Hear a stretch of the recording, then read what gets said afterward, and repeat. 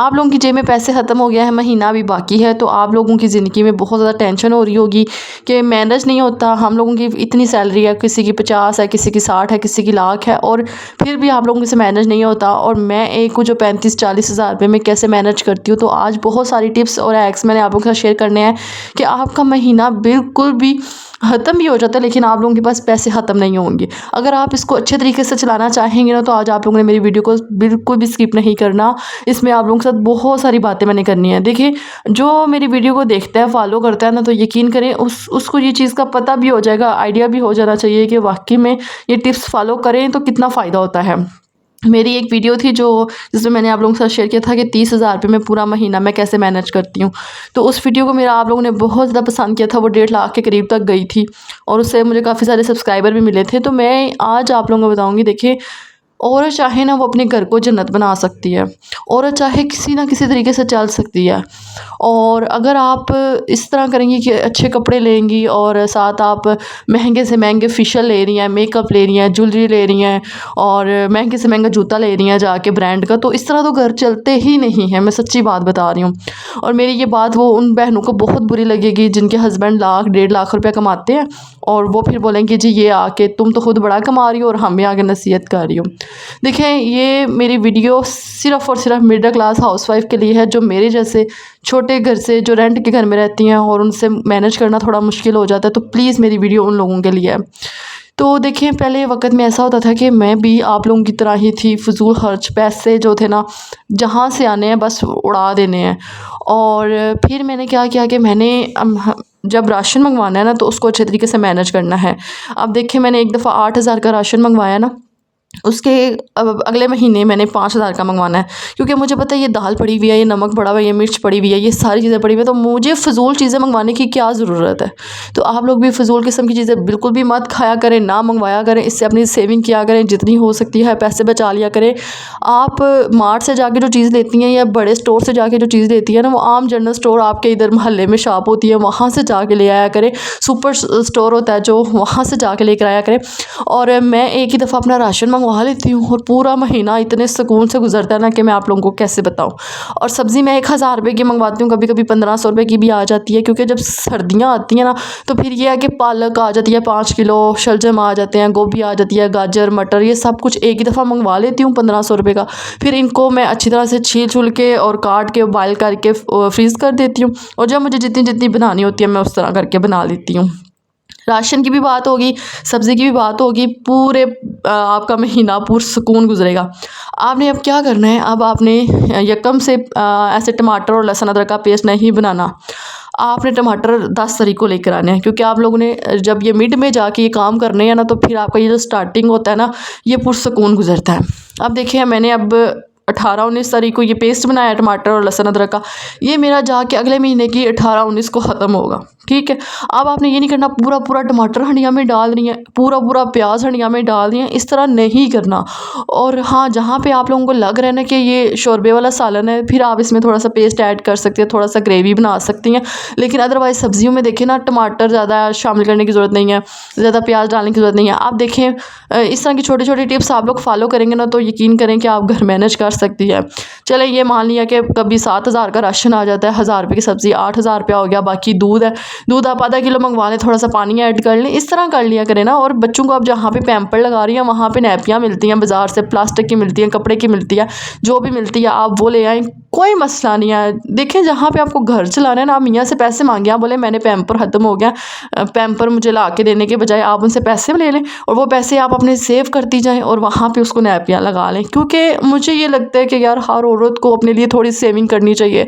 मेरे पे मुश्किल टाइम आया था ना, तो मेरे पास से थोड़े से पैसे निकले थे और किसी ने मेरी हेल्प तक नहीं थी की है, और मुझे वो टाइम अभी तक याद है कि अल्लाह ना करे कभी किसी के ऊपर ऐसा टाइम आ जाए। और एक दफ़ा मुझे याद है कि मेरे ऊपर एक ऐसी ईद गुजरी थी कि मैंने अपनी ईद के कपड़े नहीं थे लिए, क्योंकि उस टाइम पे हमारे हालात बहुत ज़्यादा टाइट थे।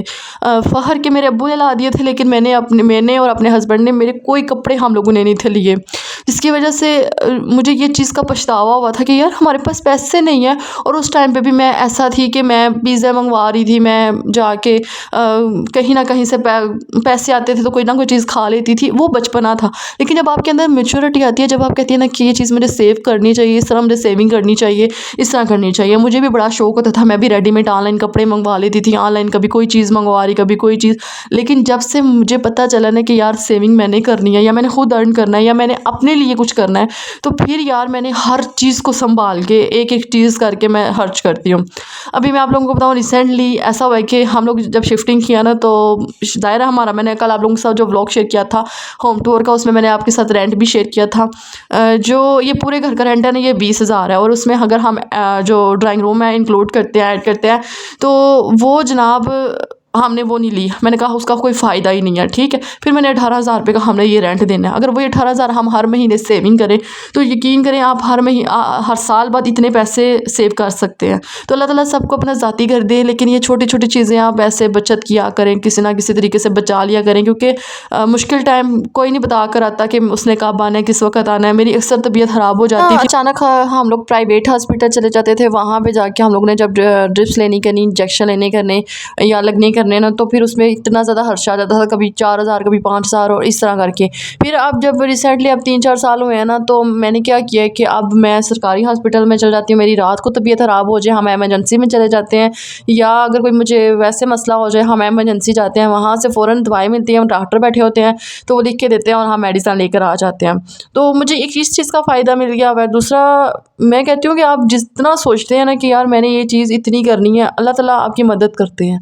अल्लाह ताला कोई वसीला बना देते हैं, कहीं ना कहीं से सबब बना देते हैं। बस आपकी कोशिश होनी चाहिए कि मैंने इतनी चीज़ सेव करनी है, मेरी ये सेविंग होनी चाहिए। और आपका महीना क्यों खाली हो, क्यों आप देखिए, आपको आपके हस्बैंड पैसे दे रहे हैं ना मंथली, अगर चले महीना वो मैनेज करें, लेकिन आप कह रही हैं। अक्सर ऐसा होता है कि खवातीन मैनेज कर रही होती हैं। अगर खवातीन मैनेज कर रही हैं, तो उनको चाहिए कि पैसे छुपा के रखें कि महीना यार कैसे गुजरना है। मर्द आता है, वो बाहर जाता है, गाड़ी में जाता है, बाइक पे जाता है, उसके पैसे लग जाते हैं, उसकी जेब में 500-1000 तक तो होना चाहिए, वो लग जाता है, ठीक है। कहीं दोस्त मिल जाते हैं, कहीं ना कहीं कोई बंदा मिल जाता है, खाना खिलाना पड़ सकता है, या चाय पिलानी पड़ सकती है। सो इसलिए ना, आप घर में रहती है ना, तो आपको कम से कम वो पैसे ऐसे अलग रखने चाहिए जैसे आप समझें कि वो लग गए हुए हैं, वो मैंने कहीं किसी को दे दिए हैं, ये समझा करेंगे वो पैसे मेरे पास है ही नहीं है। और जब आखिरी तारीखें आती हैं ना, तो उन पैसों में ज़रूरत पड़ती है, तो आप उसको इस्तेमाल में ला सकती हैं। नहीं, इस तरह किया करें कि स्टार्टिंग में ही आप ये चीज़ मंगवा रही हैं, बाज़ार जा रही हैं, अगर बाज़ार भी जाती है ना, तो कम से कम वो चीज़ लिख के लेकर जाया करें जो आपने लेकर जानी है।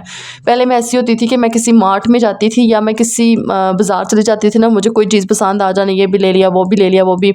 लेकिन नहीं, फिर मैंने ऐसे किया कि मैं हमेशा लिख के लेकर जाती थी कि 3 चीज़ें लानी है, और ये 3 चीज़ें मेरी 1000 में आनी है, 1500 में आनी है, इस तरह करती थी मैं। और कल मुझे कमेंट आया था कि आपने जो अपने रूम में कर्टन्स वगैरह लगाए हुए हैं, पर्दे ये लॉन्ग होते हैं, तो इनको आपने शार्ट लगाया हुआ है। देखिए मेरा बजट अभी नहीं इजाज़त दे रहा, जिसकी वजह से वो मैंने अभी खुद ही नहीं ना, जब बजट इजाज़त देगा, जहाँ मैं थोड़ी सी सेविंग कर लूँगी, वहाँ भी मैं पर्दे भी लगा लूँगी यार। बस ये होना चाहिए कि अल्लाह ताला सबको अपना ज़ाती घर दे। ये छोटी छोटी टिप्स मैं आप लोगों के साथ शेयर करती हूँ, ताकि आप लोगों को इससे कुछ फ़ायदा मिल जाए, कुछ आप लोग इससे सीख लिया करें। और एक मैं कभी भी पैसों के लिए नहीं रोऊँगी कि यार मुझे पैसों की ज़रूरत है, मैं रोती हूँ कि यार ये चीज़ नहीं खानी, वो नहीं खानी। हाँ, और दूसरा मैं आप लोगों को एक और बात शेयर करती हूँ। देखिए, आप बच्चों की पॉकेट मनी की बात करती है ना, आपके घर में आलू पड़े हुए हैं, आप उसमें आलू की टिक्कियाँ बना लिया करें, या आप ऐसे किया करें, रोटी बना लिया करें, रोटी अचार। हमारी माएँ हमें रोटी अचार टिफ़िन में भेजती थी, आप भी अपने बच्चों को ये आदत डालें। देखिए, नगेट्स जहाँ तक बात की जाए, नगेट्स की, बर्गर की, सैंडविच के, तो ये तो बड़े खर्चे हो जाते हैं। ये तो फिर वो लोग करें ना जिनकी 1.5 लाख रुपया सैलरी है। और जहाँ तक बिल की बात की जाए, मैं आप लोगों को बताती हूँ कि मैं बिल का इस्तेमाल भी बहुत कम करती हूँ। मेरे घर में 3 लाइट्स ऑन हो ना, तो मुझे अंत-ख़ाल होती है कि यार 3 लाइट्स भी क्यों ऑन है। मैं छोटी लाइट ऑन करती हूँ, जो बिल्कुल हाइलाइट्स होती है ना, वो ऑन करती हूँ। तो आपको भी कोशिश करनी चाहिए, देखें कि घर में कोई एक्स्ट्रा पंखा ना ऑन हो, लाइट्स ना ऑन हो, कहीं कोई चीज़ ना ऑन हो। और मुझे ये वक़्त भी याद है कि मैं इतनी सेविंग करती थी कि हम लोगों ने गीज़र तक नहीं था यूज़ किया, और उसी दौरान हम लोग राड यूज़ करते थे। और राड का नुकसान सिर्फ़ ये हुआ था कि मेरे जो बेटे को ना वो करंट लग गया था।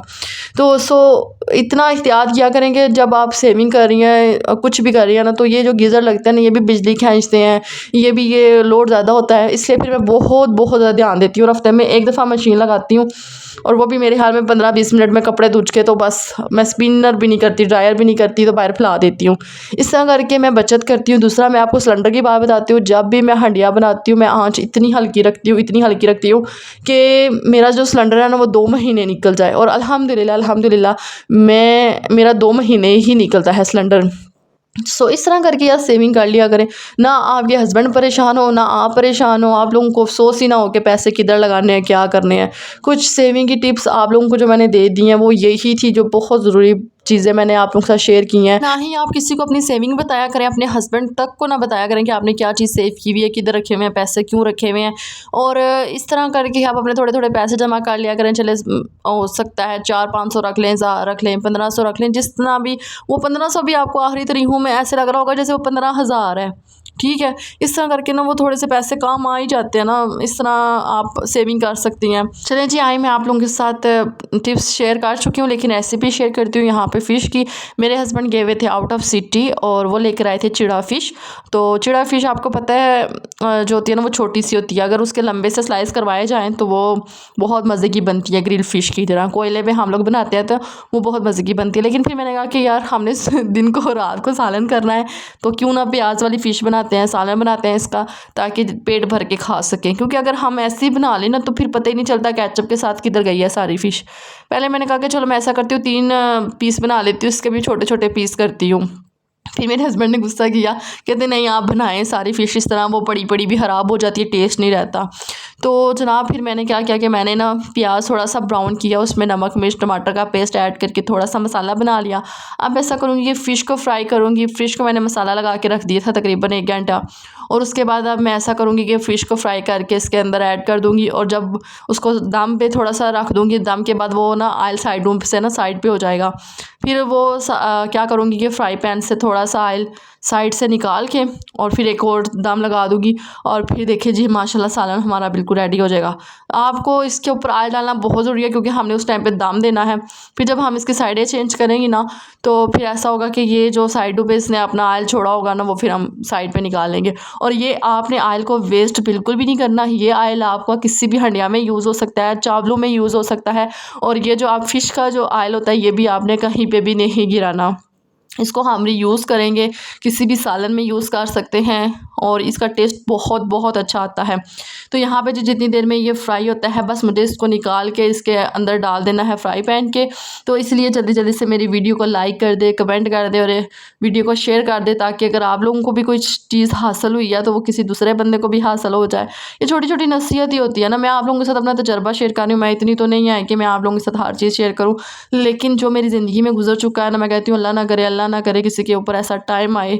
क्योंकि मेरी बहुत सारी पुरानी वीडियोज़ हैं जिसमें मैं अपनी जर्नी भी शेयर कर चुकी हूँ, मैं सब कुछ शेयर कर सकती हूँ, बार बार शेयर करती हूँ तो फिर दिल के जो ज़ख्म है ना वो ताज़ा हो जाते हैं, इसलिए मैं वो चीज़ शेयर नहीं करना चाहती।